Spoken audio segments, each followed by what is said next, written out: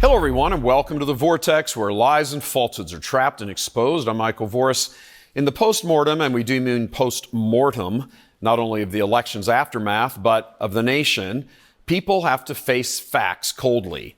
And if you will allow a personal anecdote here, in my TV reporter days for CBS affiliates, I was on a vigil duty at the house of a 10-year-old girl here in Metro Detroit who was kidnapped and eventually found dead in a dumpster not far from her home about 6 weeks later.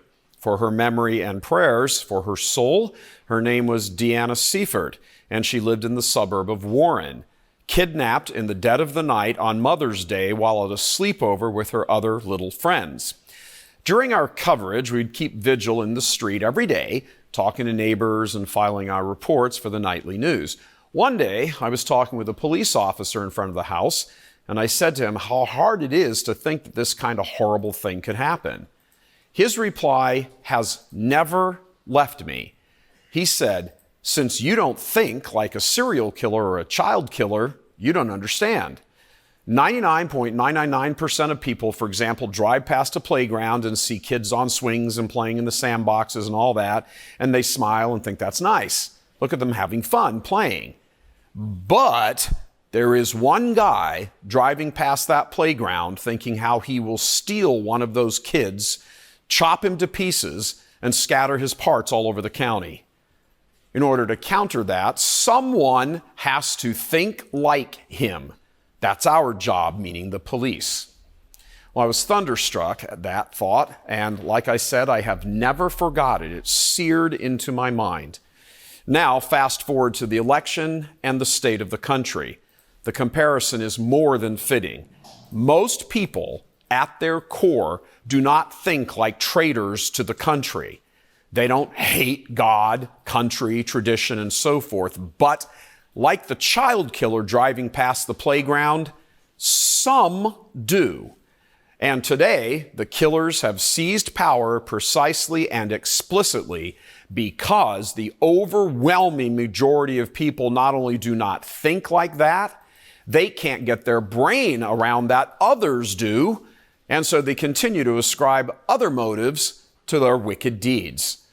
The conservative faction in the nation and the orthodox faction in the church have let the killers seize power because they have been way too gentle in their approach.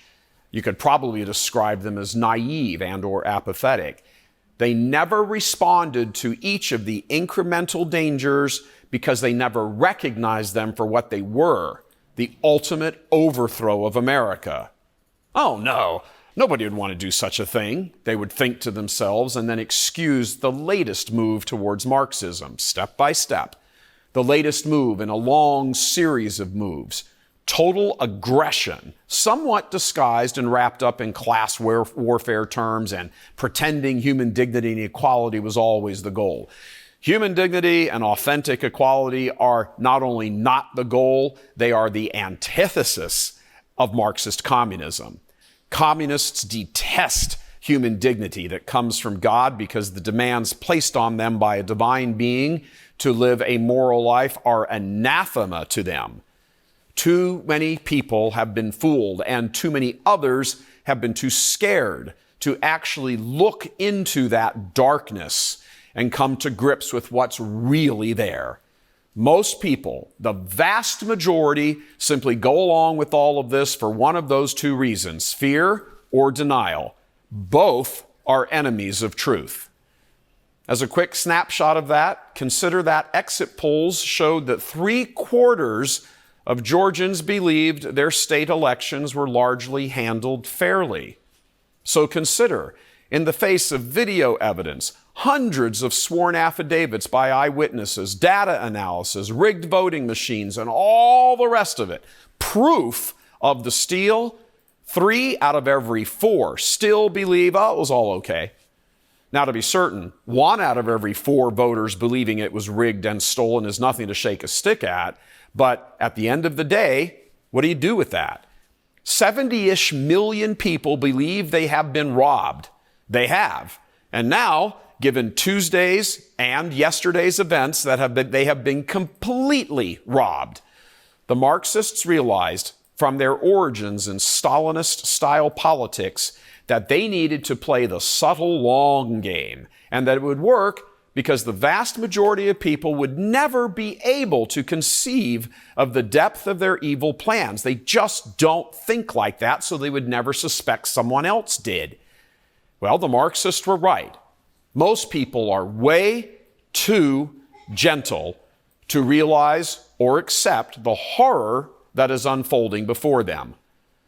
Consider that in the spiritual war, it's exactly the same.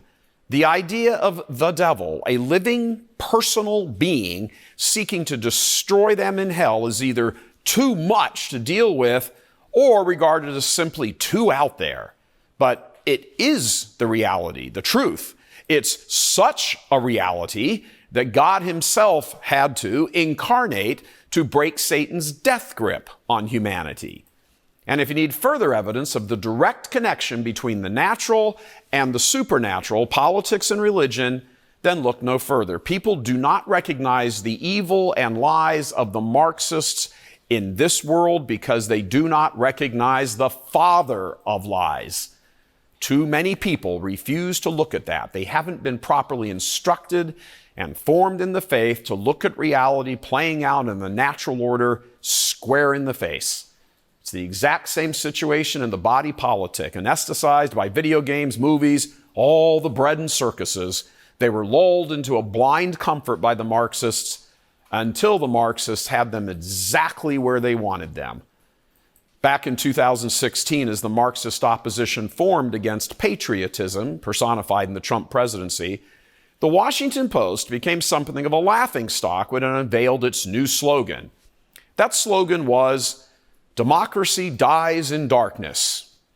Turns out, the Marxists at WashPo and everywhere else are having a good laugh of their own.